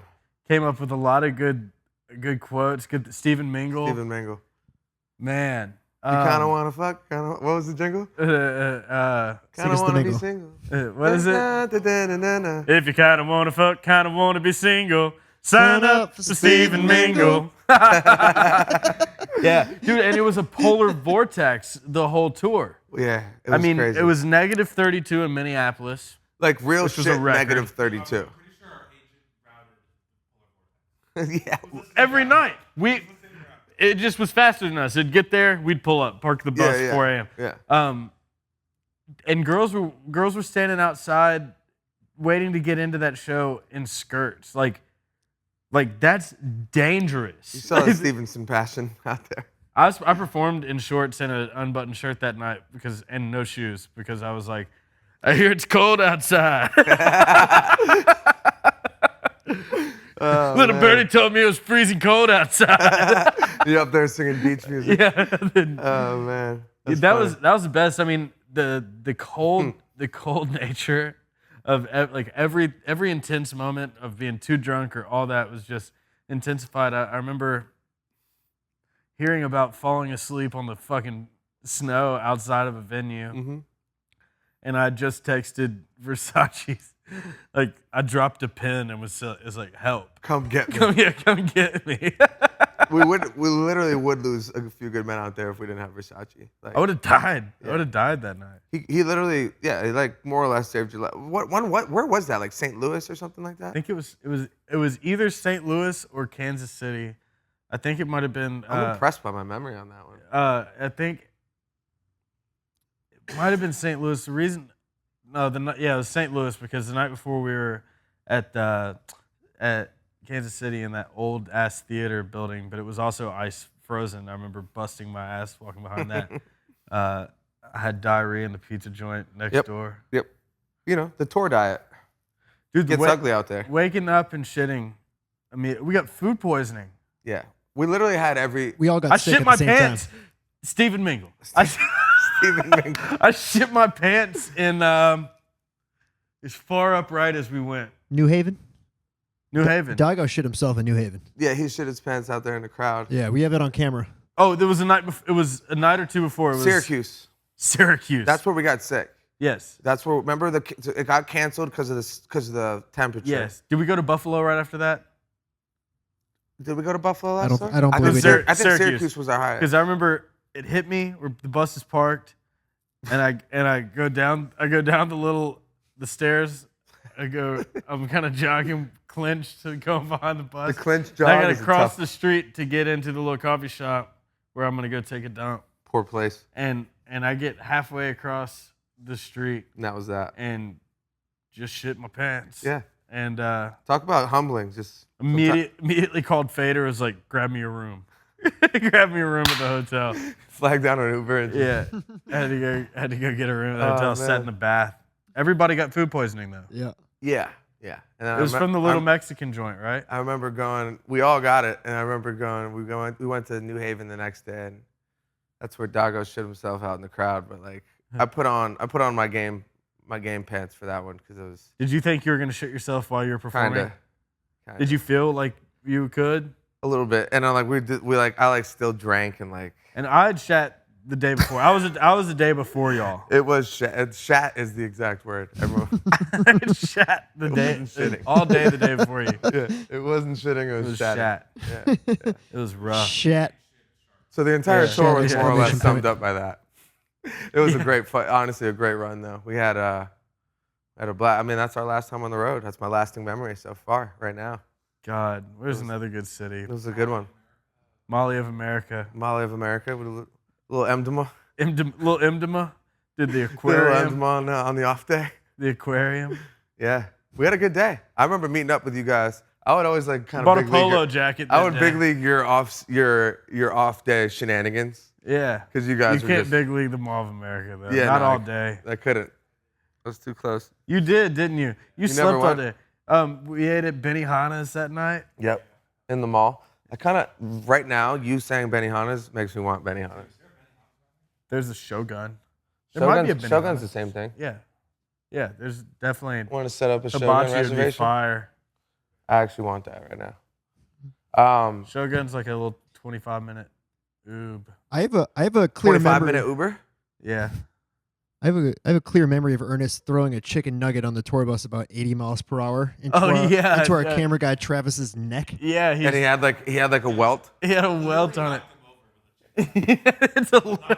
It's amazing what you can do in the front half of a tour bus. It made Like the amount yeah. of bodies, just pure, like the pure volume of They can bodies that come acquire. through there, and like what the space and what you do with it, what you make of the space. Yeah. It's unbelievable. Yeah, it's You maximize it, like you really learn how to maximize space on that on the dude. tour bus. That is my least favorite. Is when like if that gets crowded and hard to walk. I get so claustrophobic. We're not great dude. with that either. Especially when No, you got Kilmer at the front doors. dude, I get so claustrophobic. Hey, come on. Come on.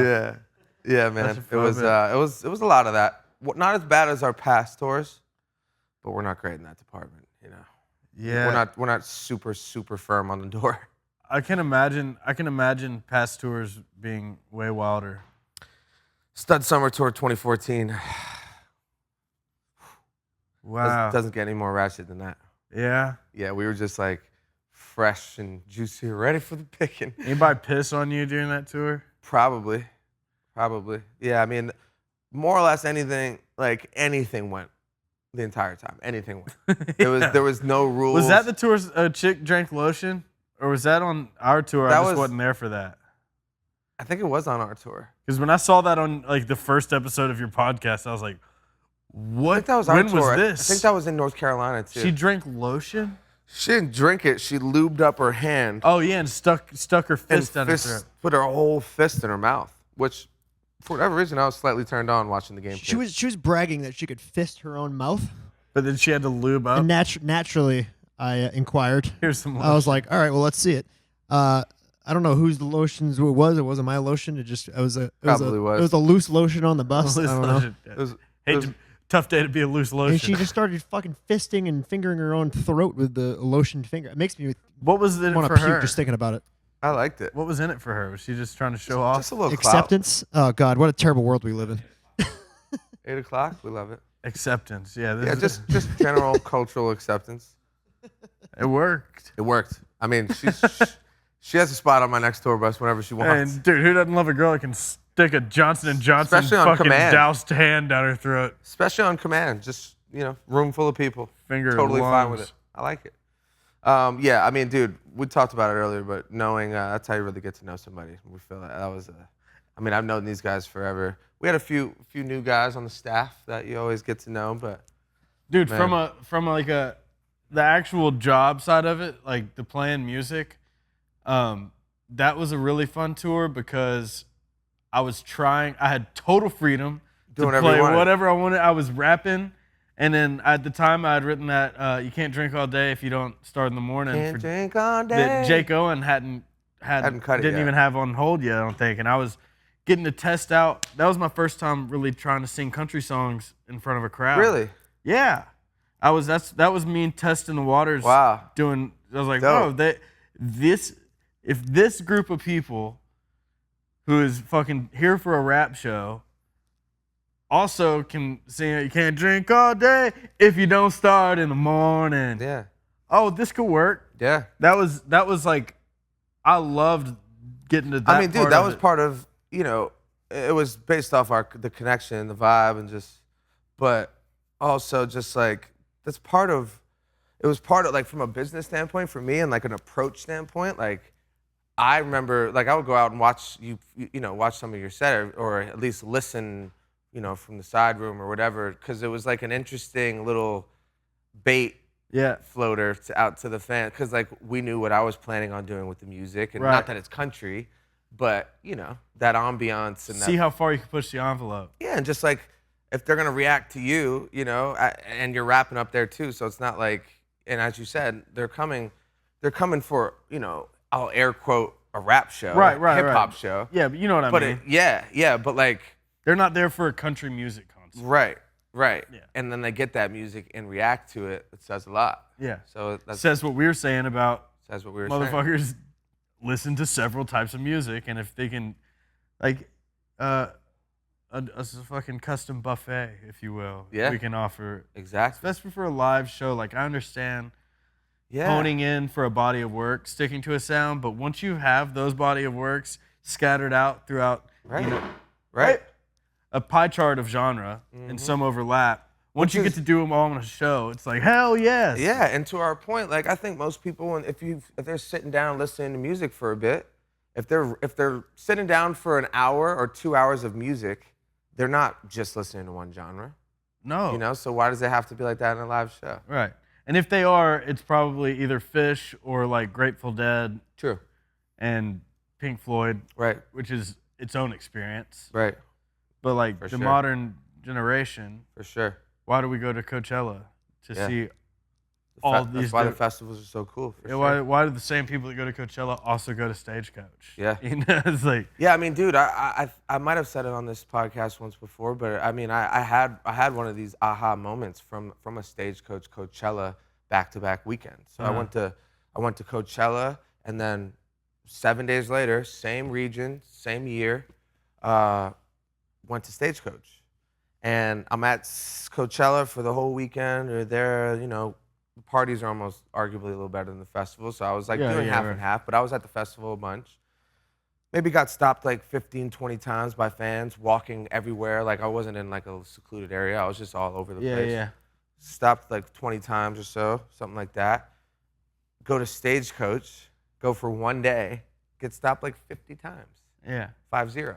Yeah. And I had never made a country song. I had done one Sam Hunt like remix on one of those remixes I was doing, and that's kind of said a lot to me. Yeah. You know, and that was the beginning of. People are aware. People pay attention. Yeah, and it's just like these people are here at a country festival, but we're noticing me more than, you know, at Coachella. That's more the genre of music I was making. Yeah. You know, and probably still. Yeah. You know, but it said a lot. That's cool, man. Yeah, it said a lot, and that was kind of where the tables turned. And Yeah. also went out to Joshua Tree, and we had a little psychedelic. What was that? A 3-day weekend we did out there, Foley. We out there for what? Fully looked like it was a 3-year weekend. It y'all was, had out though. there. Continuous. We just did it. Wow. Did some psychedelics out there. Yeah. And listened to Rufus the Soul for the first Yes. time. Listened to it like all night. Yes. And then all day we listened to fucking Casey Musgraves, her project, which I love. Love that. And I was just kind of like, that was probably the only other aha moment where I was like, this is the kind of music. I don't really consider her as country, really. It is a little bit, you know. She is. She just doesn't give a fuck if country radio plays her or not. She's her own artist. She's fire. Yeah, I'm Yeah. a big fan. But it was like, we kind of were like, I kind of want to do like a male fly. Like, this is like fly music. It just Yes. makes you feel fly. I want that. And it's easy going, easy Yeah. listening. And just coming from me, my perspective, my version of this, you know, like my version, you know, obviously has a bit of an urban or a hip hop influence Yeah. in the approach versus hers, not so much, you Yeah. know, but that same feeling. And that was another one where I was like, yeah. Fresh. Yeah, and I think we're doing it now. You know. Yeah, I think we're- agree. I think we're doing it now. We gotta let's finish up with your. I want to talk about your music a little bit and Okay. what's going on. I mean, you obviously had a huge year writing. You've been doing a ton of writing still, correct? Yeah. And you know, as your music is, what is there? One project out as Ernest? Got one project out, and then I love that we're both one single name guys. Yeah. I love it too. Yeah. One project, locals only, Mm-hmm. and then Cheers is out, and then Diplo put out Bottles About Dead. Yeah, all fire. Yeah. And then I'm dropping American Rust in the next couple, I think June 4th. American Rust. Yeah. Shot a music video a couple weeks ago. Dope. Yeah. And that's the Ernest record. Yep. Great. Yeah. And then an album in the works, or? I got a project I'm doing with this girl, Haley Witters, that's Okay. like 7 songs. And it's kind of like, we started just by doing Islands in the Stream, a cover by Kenny Rogers. Or Kenny Rogers and Dolly Parton did the original. Mhm.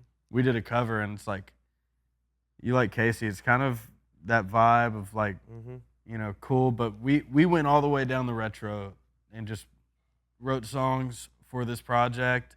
The aesthetic is all like 70s vintage, Cool. classic musical. Cool. And that'll come out sometime later in the summer. As for Ernest alone stuff, solo stuff, like right now just singles and dropping songs. And I got like 5 or 6 more in the bank, doing more collabs. I'm not like in a rush to put out an album. I think that's great. That's smart. I haven't been. I'm inspired to write songs, but I'm not inspired for a body of work right now. Yeah. It's just a whole different headspace. Which is totally fine. Yeah. Yeah. For sure. It really is. And I also, I'm an advocate of dropping singles. It's in this day and age, the way the streaming culture, like there's literally a new batch of, there's literally for people with a taste, even if you have a narrow taste, you have in their minds, the general consumer, they're getting like 20, 30 new songs a week on Spotify that they care about, they're interested in at least. Right. Like to them, they're getting albums all the time. Right. So like, are you gonna be a part of those? Right. Are you gonna drop a single to make it into their playlist? Right. You know what I'm saying? Totally. And that's my approach to it, and I think it's a new age approach. I'm due for an album. I've been making one for a few years. Yeah. So I think I'd get discouraged, and I have before by doing this. Like, so many fucking songs sitting in my file app. Yeah. More all the time. I looked the other day. I think it's like 1,400. Just you make songs fast. Yeah, and so it's like I don't have 1,400 complete songs, but I got 1,400 audio clips of stuff over the course of the last whatever. So I've gone through a couple of times and put together a note of here's 8 or 10 tracks titles that could go together as a project. Here, what's the name of this project? So I could see it all and organize and see what I got. And at one point I was like, I got 5 albums that if I had control over every bit of it, I would drop these. The other side of that coin is not only it doesn't like there's other people involved that have the decision making.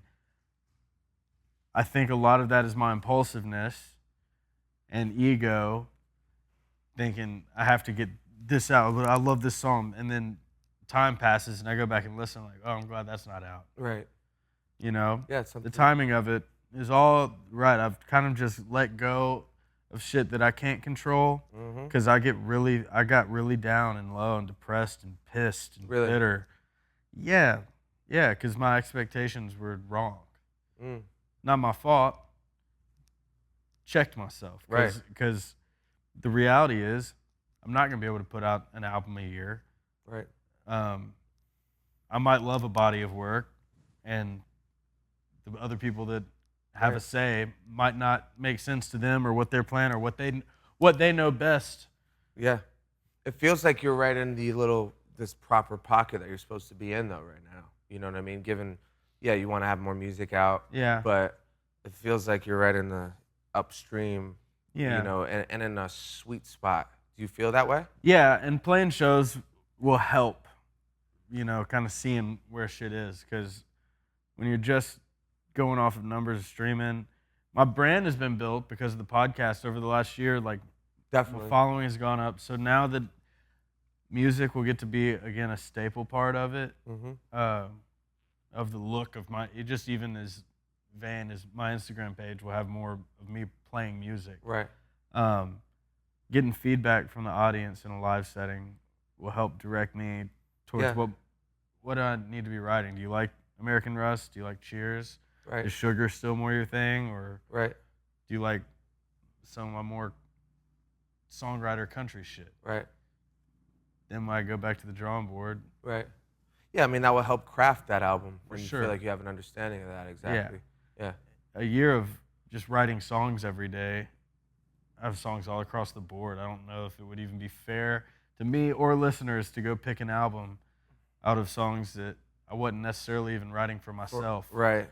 Yeah, that's a valid point. And it's interesting though, because most people listening to my podcast, and then probably yours even, don't really there's it's a quiet not a ton of light shined on the songwriting aspect of music. Yeah. And I think the labels in the industry tries to not push it in the back, but like, for lack of a better term, yes, because like there's a connection from the artist and the people listening, right? And like, I feel like when they know other people wrote it, and then the artist, like, and country's a little different because it's more more part of the culture, and like you actually see country artists acknowledge the songwriters, and you know, like there's actually a huge culture of the appreciation of the songwriters here in Nashville. Yeah, which I totally that's one thing that makes Nashville great. I will say it is though. It really is, and it's the place to be for what you're doing. Yeah, 100%.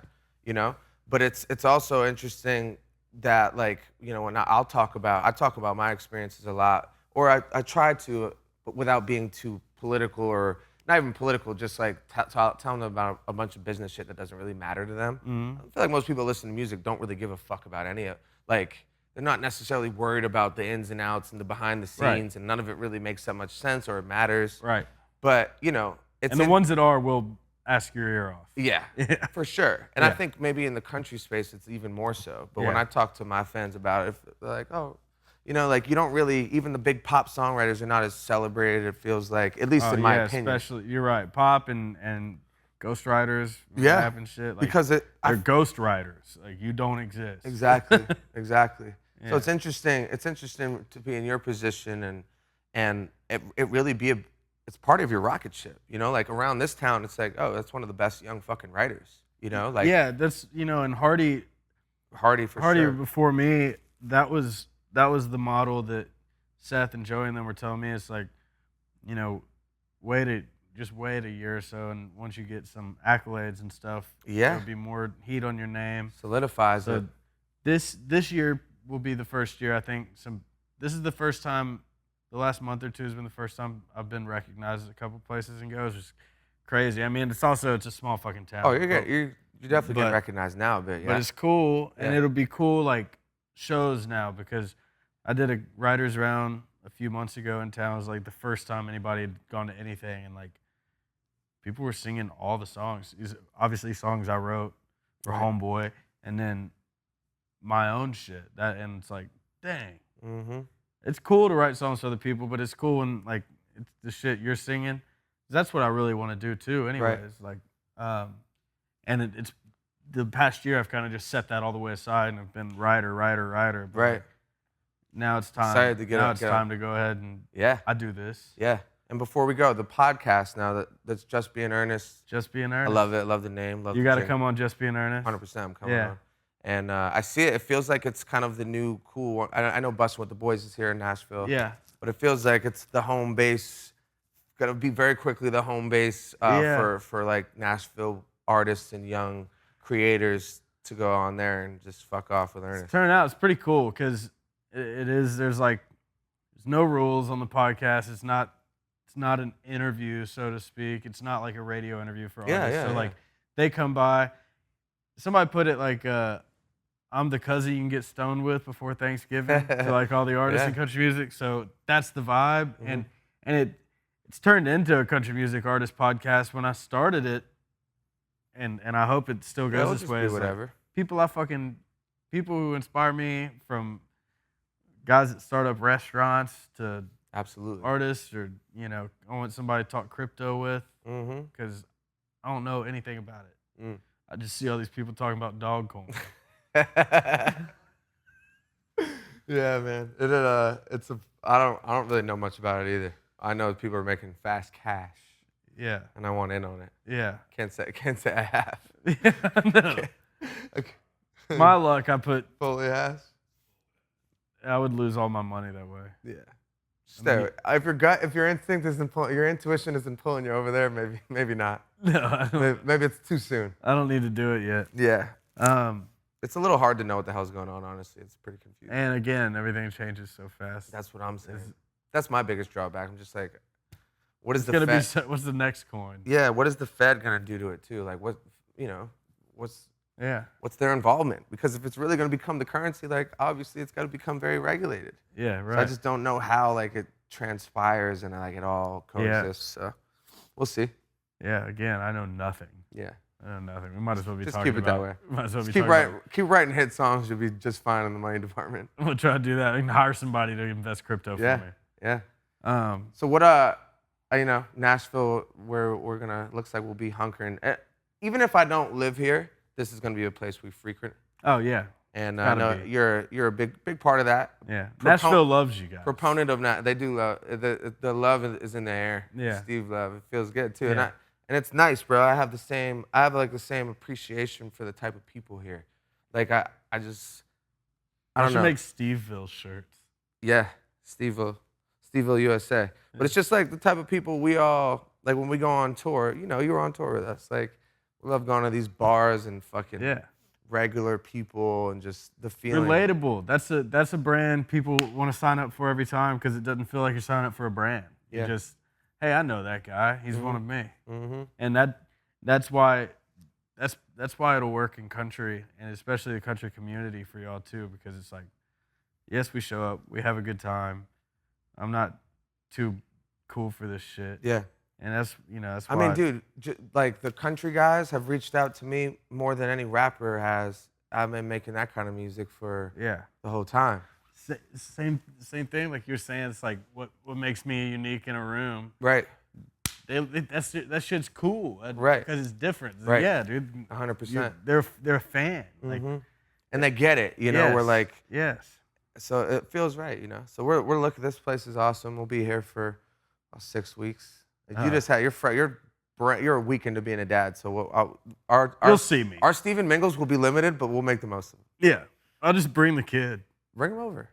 Yeah, dude. Daddy daycare over here. That'd be the best fucking thing. Steve's It'd be the daycare. funniest vibe ever. Just a kid, just a brand new infant. It's like The Hangover. You need one of those. You need what are they called? Do you have one of those? Baby Bjorn?